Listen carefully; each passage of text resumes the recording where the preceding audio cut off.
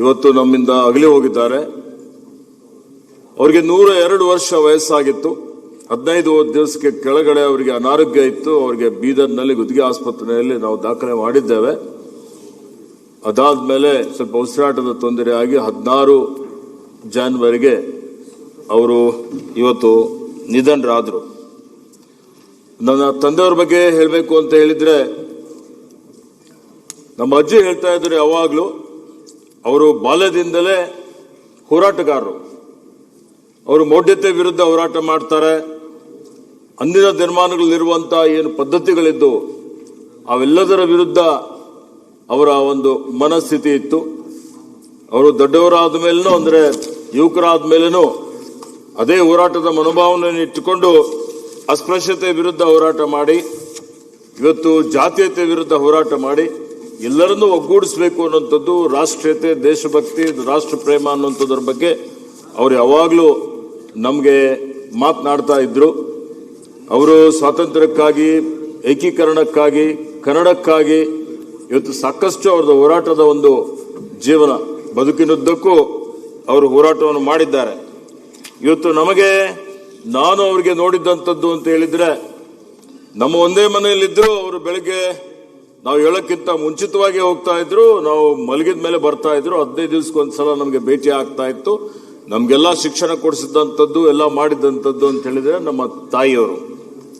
ಇವತ್ತು ಅವರು ಬಹಳಷ್ಟು ಸಾಮಾಜಿಕ, ಆರ್ಥಿಕ ಎಲ್ಲ ಕ್ಷೇತ್ರಗಳಲ್ಲಿ ಅವರ ಅತ್ಯಂತ ಶಿಸ್ತಿನ ಒಂದು ಜೀವನ ಅಂತ ಹೇಳ್ಬೋದು. ನಾನು PUC ಓದ್ತಾ ಇದ್ದಂಥ ಸಂದರ್ಭದಲ್ಲಿ ಬಾಲ್ಕಿಯಿಂದ ನಾನು ಬೆಂಗಳೂರಿಗೆ ಬಂದಿದ್ದೆ. ಶಾಸಕರಾಗಿದ್ದರು. ಅವರು 4ನೇ ಅವಧಿಗೆ ಶಾಸಕರಾಗಿದ್ದಂಥ ಸಂದರ್ಭದಲ್ಲಿ 77-78ರಲ್ಲಿ ಇಲ್ಲೇ ಶಾಸಕರ ಭವನದಲ್ಲಿ 5ನೇ ಮಹಡಿಯಲ್ಲಿ ಇರ್ತಾ ಇದ್ರು. 506 ಕೋಣೆ ನಂಬರ್ ಇರಬಹುದು. ಇವತ್ತು ನಾವು ಬಂದಾಗ ಅವ್ರು ಲಿಫ್ಟ್ ಉಪಯೋಗ ಮಾಡ್ತಾ ಇರಲಿಲ್ಲ. ಇವತ್ತು ಅವರು ಯಾವಾಗಲೂ ಮೆಟ್ಟಿಲೇರಿ ಹೋಗ್ತಾ ಇದ್ರು. ನಿಮ್ಮ ಜೊತೆಯಲ್ಲಿ ಸ್ಪರ್ಧೆ ಮಾಡೋಣ ಅಂತ ಹೇಳಿ ನಮ್ಮ ಅಕ್ಕನ ಮಕ್ಕಳು ಮತ್ತು ನಾವು, ಅವರು ಮೂವರು ಆಯ್ತು ನಿಮಗಿಂತ ಮುಂಚೆ ಹೋಗ್ತೀವಿ ಅಂತ ಹೇಳಿ ನಾವೆಲ್ಲ ಬಹಳ ಶಕ್ತಿಯುತವಾಗಿ ಪ್ರಯತ್ನ ಮಾಡಿದೀವಿ. ಆದರೆ ಆ ಮೆಟ್ಟಿಲೇರೋದ್ರಲ್ಲಿ ಆ ವಯಸ್ಸಿನಲ್ಲೂ ನಮಗೆ ಮೀರಿ ಅವರು ನಮಗಿಂತ ಮುಂಚಿತವಾಗಿ ಹೋಗಿದ್ರು. ಅದರ ಅವರೊಂದು ಛಲ ಇತ್ತು. ಇವತ್ತು ಅವರು ನನಗೆ ರಾಜಕೀಯದಲ್ಲಿ ಇವತ್ತು ಯಾರಾದರೂ ರೋಲ್ ಮಾಡೆಲ್ ಅಂತ ಹೇಳಿದ್ರೆ ನಮ್ಮ ತಂದೆಯವರೇ ನನಗೆ ರೋಲ್ ಮಾಡೆಲ್, ಅವರೇ ನಮಗೆ ಸ್ಫೂರ್ತಿ ಅಂತ ಹೇಳಲಿಕ್ಕೆ ಬಯಸ್ತಾ ಇದ್ದೀನಿ. ಅವರ ಮಾರ್ಗದರ್ಶನದಲ್ಲೇ ರಾಜಕಾರಣ ಅಂತ ಹೇಳಿದ್ರೆ ಸೇವೆ ಅಂತ ತಿಳ್ಕೊಂಡು ನಾವೆಲ್ಲ ಬಂದಿದ್ದೇವೆ. ಬಹಳಷ್ಟು ಆದರ್ಶಗಳನ್ನು ಅವರು ನಮಗೆ ಬಿಟ್ಟು ಹೋಗಿದ್ದಾರೆ. ಇವತ್ತು ಅವರು ತೋರಿಸಿಕೊಟ್ಟಂತ ದಾರಿಯಲ್ಲಿ ಯಾವ ರೀತಿಯಲ್ಲಿ ಇವತ್ತು ಹೋಗಲಿಕ್ಕೆ ಪ್ರಾಮಾಣಿಕವಂತ ಪ್ರಯತ್ನ ಮಾಡ್ತಾ ಇದ್ದೇನೆ. ಇವತ್ತು ಅವರು ಸ್ವಯಂ ಬಲದಿಂದ ಬಂದಂಥವರು. ನಮಗೆಲ್ಲ ರೆಡಿಮೇಡ್ ಪ್ಲಾಟ್ಫಾರ್ಮ್ ಸಿಕ್ಕಿದೆ.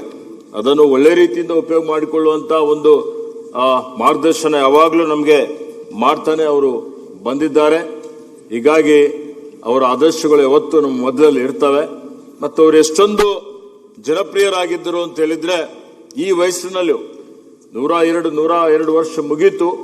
ಆದರೂ ಅವರ ಅಂತ್ಯಕ್ರಿಯೆಯಲ್ಲಿ ಇವತ್ತು ಈ ನಾಡಿನ ಮುಖ್ಯಮಂತ್ರಿಗಳಾದಂಥ ಸನ್ಮಾನ್ಯ ಸಿದ್ದರಾಮಯ್ಯಜಿಯವರು, ಉಪಮುಖ್ಯಮಂತ್ರಿಗಳು, ಮಾಜಿ ಮುಖ್ಯಮಂತ್ರಿಗಳಾದಂಥ ಬೊಮ್ಮಾಯಿ ಅವರು, ನಮ್ಮ ಸಚಿವ ಸಂಪುಟದ ಸಚಿವರಾದಂಥ ನಮ್ಮ HK ಪಾಟೀಲ್ ಸಾಹೇಬರು, ಇತರ ಅನೇಕ ಜನ ಸಚಿವರು, ಶಾಸಕರು, ಒಂದು BJP ಅಧ್ಯಕ್ಷರು, ಸುಮಾರು ಜನ ಎಲ್ಲ ಭಾಗವಹಿಸಿ ಅಸಂಖ್ಯಾತ ಸಾವಿರಾರು ಜನ ಅವರ ಅಭಿಮಾನಿಗಳು ಎಲ್ಲ ಅದರಲ್ಲಿ ಜಾರ್ಜ್ ಅವರು ಸುಮಾರು ಜನ ಎಲ್ಲ ಭಾಗಿಯಾಗಿ ಅವರಿಗೆ ಗೌರವವನ್ನು ಸಲ್ಲಿಸಿದ್ದಾರೆ. ಈ ಒಂದು ಸದನದ ಮುಖಾಂತರ ಅವರಿಗೆ ನಾನು ವೈಯಕ್ತಿಕವಾಗಿ ನನ್ನ ಪರವಾಗಿ, ಪರಿವಾರದ ಪರವಾಗಿ ಅವರಿಗೆ ಕೃತಜ್ಞತೆಗಳನ್ನು ಸಲ್ಲಿಸ್ತಾ ಇದ್ದಾರೆ. ಮತ್ತೆ ಅವರ ಆತ್ಮಕ್ಕೆ ಶಾಂತಿ ಕೊಡಲಿ ಅಂತ ಹೇಳಿ ದೇವರು ಅಂತ ಆ ಪ್ರಾರ್ಥನೆಯನ್ನು ಮಾಡಿಕೊಂಡು ನನ್ನ ಶ್ರದ್ಧಾಂಜಲಿಯನ್ನು ಈ ಸದನದ ಮುಖಾಂತರ ಈಗ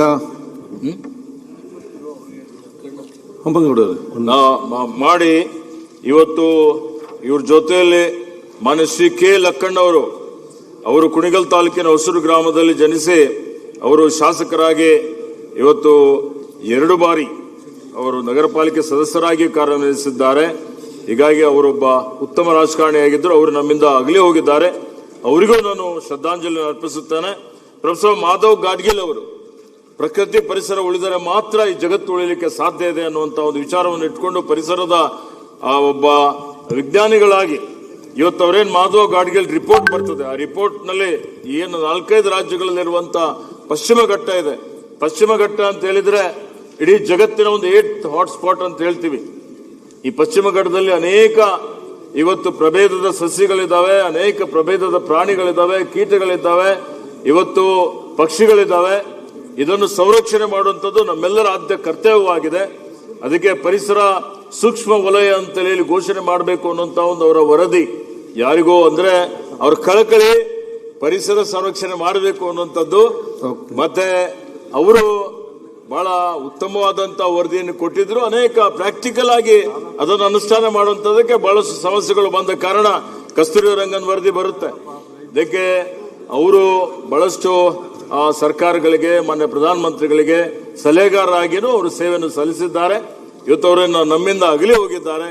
ಅವರಿಗೂ ನನ್ನ ಪರವಾಗಿ ಶ್ರದ್ಧಾಂಜಲಿ ಅರ್ಪಿಸುವ ಭಗವಂತನು ಅವರಿಗೆ ಅವರ ಆತ್ಮಕ್ಕೆ ಶಾಂತಿ ಕೊಡ್ಲಿ, ಅವರ ಅಗಲಿಕೆ ತಡೆಕೊಳ್ಳಿಕ್ಕೆ ಅವರ ಪರಿವಾರದವರಿಗೆ, ಅವರ ಸ್ನೇಹಿತರಿಗೆ ಶಕ್ತಿ ಕೊಡ್ಲಿ ಅಂತೇಳಿ ಪ್ರಾರ್ಥಿಸಿ ನನ್ನ ಸಂತಾಪ ಸೂಚನೆ, ನನ್ನ ಮಾತುಗಳನ್ನು